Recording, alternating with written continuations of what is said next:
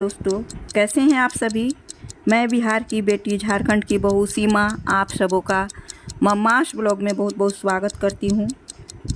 दोस्तों, मैं आप लोगों के लिए लेकर आई हूं देव उठनी एकादशी क्यों मनाई जाती है और किस मुहूर्त में इसका पूजा किया जाता है और इस व्रत की कथा क्या है, पौराणिक कथा क्या है, सभी बातें जानना बहुत ही ज़रूरी है। तो आइए जानते हैं। सनातन धर्म में एकादशी तिथि को माह की सबसे महत्वपूर्ण तिथियों में से एक माना जाता है। कार्तिक माह में देवउठनी एकादशी व्रत किया जाता है। इस शुभ तिथि पर भगवान विष्णु की उपासना और व्रत करने का विधान है। मान्यता है कि इस व्रत को करने से जातक के सभी कार्यों में सफलता प्राप्त होती है और विष्णु जी प्रसन्न होते हैं। कार्तिक माह के शुक्ल पक्ष की एकादशी को देवउठनी एकादशी व्रत करने का प्रचलन है। इस दिन जगत के पालनहार भगवान विष्णु और माँ लक्ष्मी की पूजा अर्चना की जाती है। साथ ही प्रिय चीज़ों का भोग लगाया जाता है। सभी एकादशी तिथि में देवउठनी एकादशी को बेहद महत्वपूर्ण माना जाता है।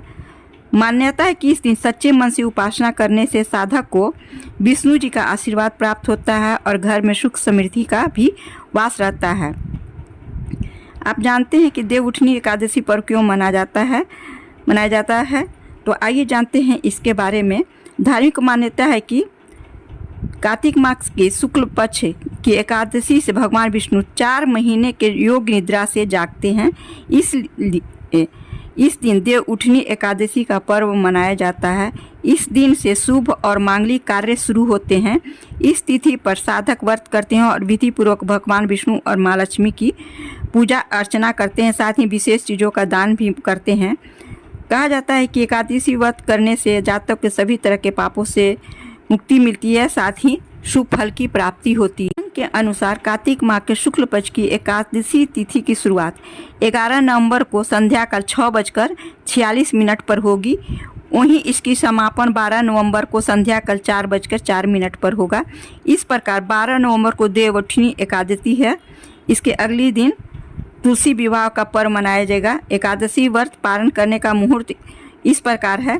देवउठनी एकादशी व्रत का पारण 12 नवंबर को सुबह 6:42 से लेकर 8:51 तक है। इसकी बहुत ही पौराणिक प्रचलित कथा है जिसे मैं आप लोगों के साथ शेयर कर रही हूँ। एक राज्य में सभी लोग एकादशी का व्रत रखते थे। प्रजा तथा नौकर चाकरों से लेकर पशुओं तक को एकादशी के दिन अन्न नहीं दिया जाता था। एक दिन किसी दूसरे राज्य का एक व्यक्ति राजा के पास आकर बोला, महाराज कृपा करके मुझे नौकरी पर रख लें। तब राजा ने उसके सामने एक शर्त रखी। ठीक है, रख लेते हैं, किंतु रोज तो तुम्हें खाने को मिलेगा, लेकिन एकादशी के दिन अन्न नहीं मिलेगा। उस व्यक्ति ने उस समय हाँ कर ली, पर एकादशी के दिन जब उसे फलाहार का सामान दिया गया तो वह राजा के सामने जाकर गिड़गिड़ाने लगा, महाराज इससे मेरा पेट नहीं भरेगा, मैं भूखा ही रह जाऊंगा, मुझे अन्न दे दो। राजा ने उसे शर्त की बात याद दिलाई, पर वह अन्न छोड़ने को राजी नहीं हुआ।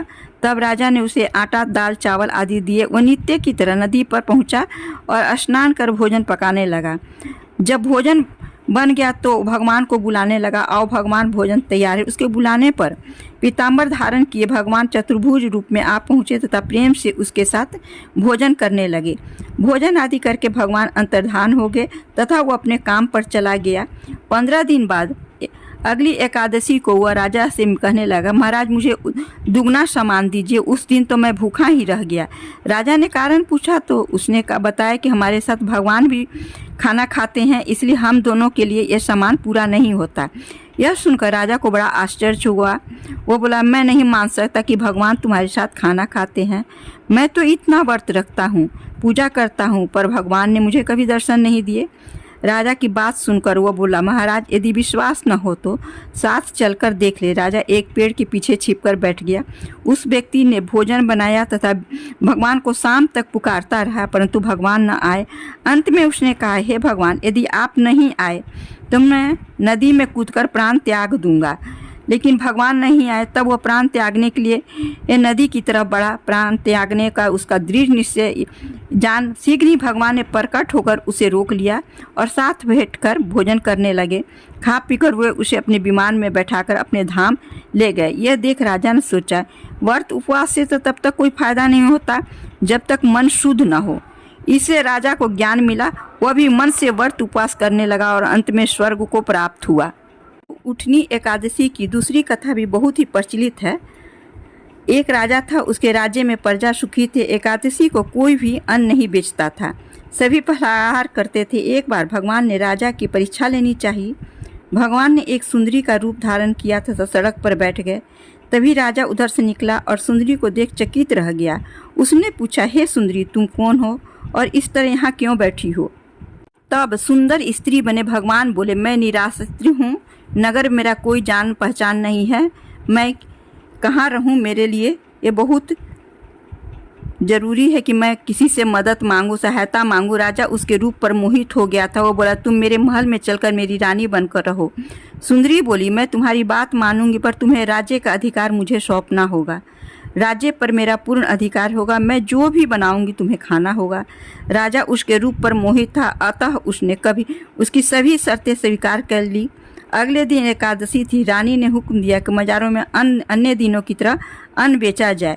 उसने घर में मांस, मछली आदि पकवान बनाए तथा पुरुष को राजा से खाने के लिए कहा। यह देखा राजा बोला, रानी, आज एकादशी है, मैं तो केवल फलाहार करूंगा। तब रानी ने शर्त की याद दिलाई और बोली, या तो खाना खाओ, नहीं तो मैं बड़े राजकुमार का सिर काट दूंगी। राजा ने अपनी स्थिति बड़ी रानी से कही तो बड़ी रानी बोली, महाराज, धर्म न छोड़े, बड़े राजकुमार का सिर दे दें। पुत्र तो फिर मिल जाएगा, पर धर्म नहीं मिलेगा। इसी दौरान बड़ा राजकुमार खेल कर आया। माँ की आंखों में आंसू देकर रोने का कारण पूछने लगा तो माँ ने उसे सारी वस्तु स्थिति बता दी। तब वह बोला, मैं सिर देने के लिए तैयार हूँ, पिताजी के धर्म की रक्षा होगी, जरूर होगी। राजा दुखी मन से राजकुमार का सिर देने को तैयार हुआ तो रानी के रूप में भगवान विष्णु ने प्रकट होकर असली बात बताई। राजन, तुम इस कठिन परीक्षा में पास हुए। भगवान ने प्रसन्न मन से राजा से वर मांगने को कहा। राजा बोला, आपका दिया सब कुछ हमारे पास है, हमारा उद्धार करें। उसी समय वहाँ एक विमान उतरा। राजा ने अपना राज्य पुत्र को सौंप दिया और विमान में बैठकर परम धाम को चला गया। इस तरह कहते हैं कि जो सच्चे मन से कोई भी व्रत करता है, उसकी सारी बातें, सारी मनोकामना पूर्ण होती है और स्वर्ग की प्राप्ति होती है। तो देवउठनी एकादशी के बारे में सभी जानकारियाँ आप लोगों को यदि अच्छी लगी हो तो प्लीज़ लाइक, शेयर और सब्सक्राइब अवश्य कीजिएगा। जितना हो सके अपने दोस्तों में, रिश्तेदारों में से ज़्यादा शेयर करके इसके बढ़ावा दीजिएगा। फिर मिलती हूँ एक नई जानकारी, एक नई कथा, पर्व त्यौहार के बारे में विशेष जानकारियाँ लेकर। तब तक के लिए अपना ध्यान रखिए, अपनों का ध्यान रखिए। धन्यवाद।